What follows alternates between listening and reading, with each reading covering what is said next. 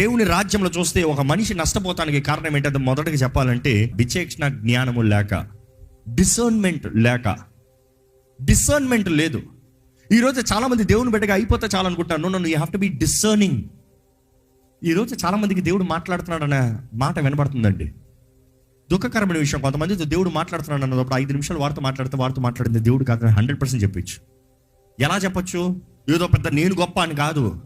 వారు మాట్లాడేది దేవుని వాక్కుకు విరోధంగా మాట్లాడతాం వినని బట్టి.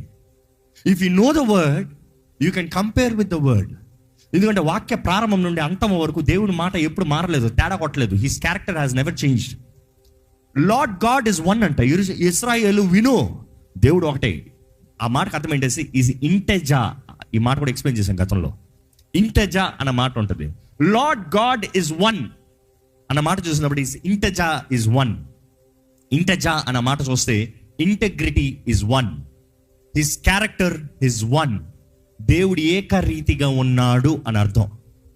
ఈరోజు చాలా మంది దేవుడు మాట్లాడాడన్న మాటలతో దేవునికి విరోధంగా మాట్లాడుతున్నారు. If you don't know the word you cannot discern. వాక్యం ఎరిగినా కూడా కొన్నిసార్లు పరిస్థితుల్లో మనకు అర్థం కాకపోవచ్చు. ఆ సమయంలోనే పరిశుద్ధాత్మ ప్రేరేపణ కావాలండి. శిష్యులు మొత్తంలో చూస్తే, అపోస్తులను చూస్తే, ఆది సంఘాన్ని చూస్తే, they all seek for discernment. దేవుని సన్నిధిలో వారు ప్రార్థన చేసిన ఆ మాట వింటాం. దేవా నడిపించు, దేవా కనబరచు, దేవా నీ చిత్తాన్ని జరిగించు, దేవా తెలియజేయి. They are seeking the discernment.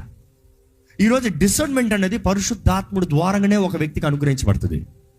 Without the Holy Spirit you can never receive discernment.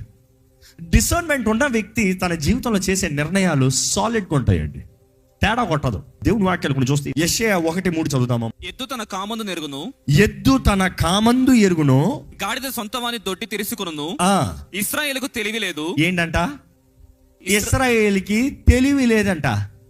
అంటే ఇల్లు ఎక్కడ ఉందో తెలీదు, దేవుడు ఎవరో తెలీదు, ఏంటో తెలీదు. ఇశ్రాయేలు ఎవరు? దేవుని ప్రజలు, దేవుని బిడ్డలు.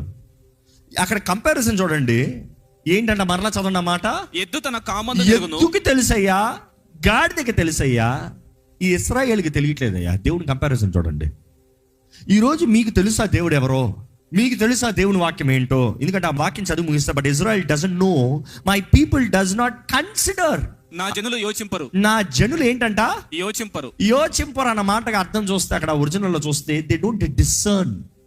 వారు విచేక్షించరు. అంటే ఏంటో తెలుసుకోరు, యోచించరు. They won't even consider.